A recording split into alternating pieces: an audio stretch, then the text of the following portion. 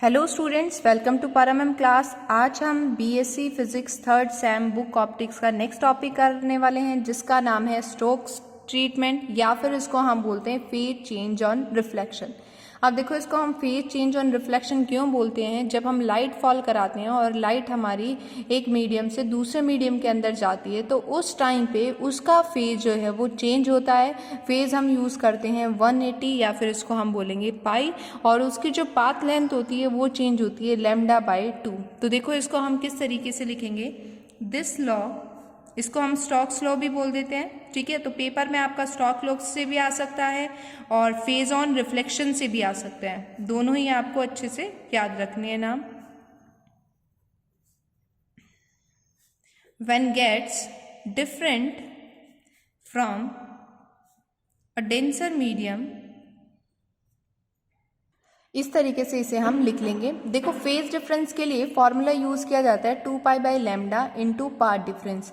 यहाँ पे path length जो है लाइट की कितनी चेंज होती है? λ/2। तो पाथ डिफरेंस के लिए λ/2 यूज कर लेंगे। इस वैल्यू को हम यहाँ पे पुट करेंगे, तो 2π/λ को एज इट इज रखा, λ/2, 2 से 2 कैंसिल, लैम्डा से लैम्डा कैंसिल, तो हमारे पास वैल्यू क्या आ गई? पाई। और पाई को ही हम क्या बोलते हैं? 180 डिग्री। तो फेज डिफरेंस जो है वो पाई इस तरीके से होगा। आई होप समझ आ गया होगा कि फेज 180 कैसे चेंज होता है।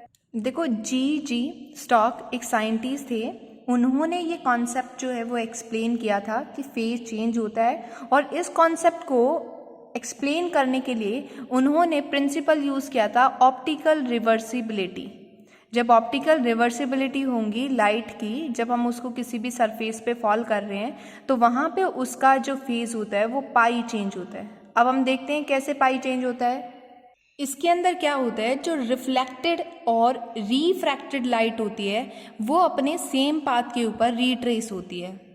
जब वो अपने सेम पाथ के ऊपर रिट्रेस होगी, तो जो बैकवर्ड ट्रैवलिंग है बीम की, उसकी इंटेंसिटी सेम रहेगी जो इंसिडेंट बीम की इंटेंसिटी है उसके इक्वल।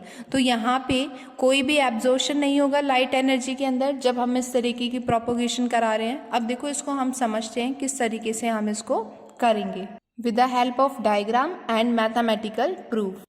देखो, यहाँ पे हमने एक स्लैब ले ली है, ग्लास स्लैब हम ले रहे हैं, ठीक है। और ये जो मीडियम है वो क्या है? Air medium. ये ग्लास रहेगा, ये एयर, तो इसको हम क्या बोलेंगे? Rarer medium. और इसको हम क्या बोलेंगे? Denser medium. और ये क्या रहेगा? रेयर। रेयर मीडियम के अंदर जो स्पीड ऑफ लाइट होती है या स्पीड ऑफ प्रोपोगेशन होती है वो ज़्यादा होती है as comparison to denser medium, क्योंकि डेंसर में पार्टिकल पास पास होते हैं और रेयर के अंदर पार्टिकल दूर दूर होते हैं। फॉर एग्जाम्पल, अगर आप रोड के ऊपर दौड़ रहे हो तो आप अपने फ्लो में दौड़ोगे, लेकिन अगर आपको कोई ये बोल दे आपको पानी के अंदर दौड़ना है, तो वहाँ पे आपकी स्पीड क्या होगी? कम हो जाएगी। क्यों? क्योंकि पार्टिकल्स जो हैं वो पास पास है। तो सेम यही कंडीशन यहाँ पे है, रेयर में स्पीड ज़्यादा होती है और डेंसर में स्पीड कम होती है। अब देखो, यहाँ पे हमने एक इंसिडेंट रे जो है वो फॉल कराई, इसको हमने नाम दे दिया है OA। जब इसको हम फॉल करा रहे हैं इस सरफेस के ऊपर, तो कुछ अमाउंट ऑफ लाइट जो है वो क्या होगी? रिफ्लेक्ट हो जाएगी, और कुछ अमाउंट ऑफ लाइट जो है वो रिफ्रैक्ट हो जाएगी। तो यहाँ पे देखो, हम नॉर्मल ड्रॉ करेंगे इस तरीके से, और ये आ गया रिफ्लेक्शन फिनोमिना। तो यहाँ पे क्या बनेगा? एंगल I, और यहाँ क्या बनेगा? Angle R। ये जो एंगल होगा वो दोनों एंगल क्या होंगे? सेम होंगे, क्योंकि रिफ्लेक्शन का लॉ होता है, जो इंसिडेंस एंगल होता है वो किसके इक्वल होता है? रिफ्लेक्शन के इक्वल होता है। अब कुछ अमाउंट ऑफ लाइट जो है वो इसके अंदर ट्रांसमिट हो रही है, रिफ्रैक्शन फिनोमिना हो रहा है। तो देखो, रिफ्रैक्शन में क्या होगा? लाइट जो है इस नॉर्मल की तरफ बेंड होगी। अगर हम यहाँ पे रेयर मीडियम लेते तो उस कंडीशन में लाइट जो है नॉर्मल से दूर जाती, लेकिन यहाँ पे हमें लाइट कुछ इस तरीके से मिल रही है, और ये जो एंगल हमें मिलेगा इसको हम क्या बोलेंगे? रिफ्रैक्टेड एंगल, ठीक है। अब देखो, हम यहाँ पे ऑप्टिकल रिवर्सिबिलिटी यूज करेंगे। तो ऑप्टिकल रिवर्सिबिलिटी के लिए हमने क्या किया? एक मिरर हमने यहाँ पे रख दिया है, इसको हम नाम दे रहे हैं M1, और एक मिरर हमने यहाँ पे रख दिया है, इसको हम दे रहे हैं नाम M2। जब ये लाइट इस मिरर के ऊपर फॉल करेगी तो वापस अपने पाथ के ऊपर रिट्रेस करेगी, तो ये रिवर्सिबिलिटी कंडीशन आ गई। ठीक है, जब ये इसके ऊपर फॉल कर रही है तो ये भी वापस से रिट्रेस करेगी और इस तरीके का फिनोमिना होगा। यहाँ पे क्या होगा, रिफ्लेक्शन फिनोमिना होगा, जब वापस से इसी पाथ पे आ रही है। और जब हम ये कंडीशन देख रहे हैं और इधर जाएगी तो इसमें क्या फिनोमिना आ जाएगा, रिफ्रैक्शन फिनोमिना आ जाएगा। आई होप यहाँ तक समझ आया होगा।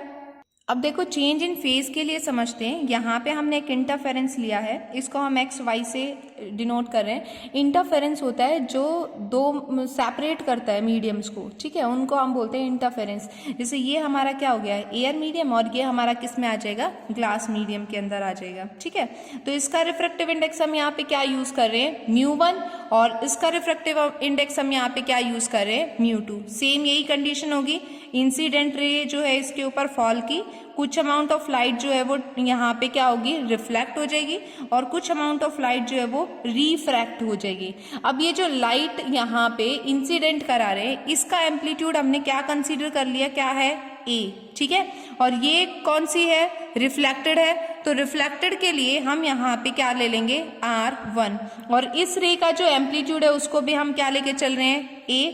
ये हमारी कौन सी है, ट्रांसमिटेड है, तो इसको हम यहाँ पे क्या लिख रहे हैं, T1। ठीक है, और इसका एम्पलीट्यूड भी क्या रहेगा, सेम रहेगा। जब हम यहाँ पे मिरर लगाते हैं, यहाँ पे और यहाँ पे, तो रिवर्सिबिलिटी कंडीशन आती है, और रिवर्सिबिलिटी कंडीशन के अंदर देखो किस तरीके से होगा, ये लाइट जो है वो अपने पाथ के ऊपर रिट्रेस करेगी। जब ये अपने पाथ के ऊपर रिट्रेस कर रही है तो यहाँ पर रिफ्लेक्शन भी होगा और रिफ्रैक्शन भी होगा, तो इस तरीके से हम ले लेंगे, ये रिफ्रैक्शन फिनोमिना हो गया।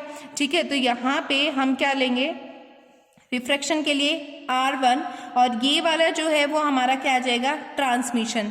ट्रांसमिशन के लिए हम यहाँ पे क्या यूज करेंगे, देखो इसका क्या आया था हमारा, T1A, यहाँ पे हम T2 के लिए ले रहे हैं, तो हम इसको लिख देंगे T1 T2A। ठीक है, इस तरीके से हमारे पास आ जाएगी।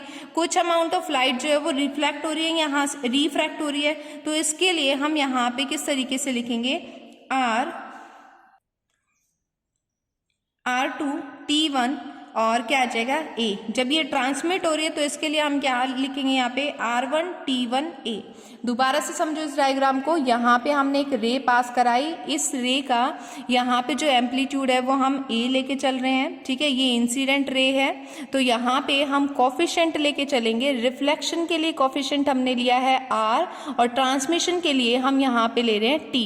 ठीक है, यहाँ पे हमने R1 और T1 की फॉर्म में लिया है, और यहाँ पे हम क्या ले रहे हैं, R2 और T2 की फॉर्म के अंदर, क्योंकि ये रेयर मीडियम है और ये क्या है, डेंसर मीडियम।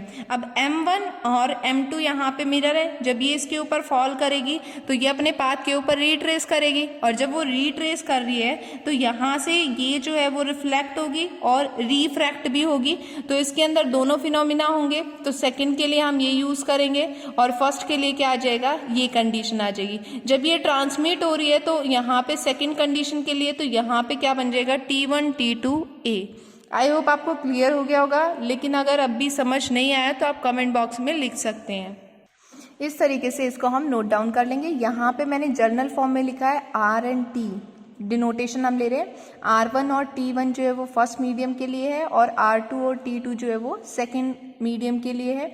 इनको हम क्या बोलेंगे, रिफ्लेक्शन एंड ट्रांसमिशन कोफिशिएंट। इस तरीके से आप इसको लिख लोगे।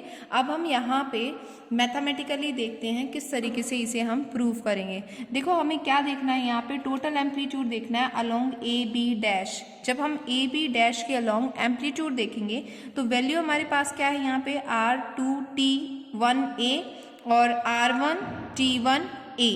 ठीक है, तो एम्पलीट्यूड जो है यहाँ पे क्या आ जाएगा, ये फॉर्मेशन हो जाएगी टोटल एम्पलीट्यूड की अलोंग AB डैश। अब देखो हम यहाँ पे अज्यूम करके चल रहे हैं कि जो कोफिशिएंट ऑफ एब्जॉर्प्शन होता है लाइट का वो क्या होगा, 0, according to the principle of reversibility. जो एम्पलीट्यूड होगा रिवर्स रे का अलोंग AO वो किसके इक्वल होगा, इंसिडेंट रे के इक्वल होगा। अब वो इक्वल है तो वहाँ पे जब हम नेट एम्पलीट्यूड निकालेंगे तो वो किसके इक्वल आ जाएगा, 0 के इक्वल। तो हम यहाँ पे लिखेंगे A dash equals to 0, side में रीजन दे देना, प्रिंसिपल ऑफ रिवर्सिबिलिटी।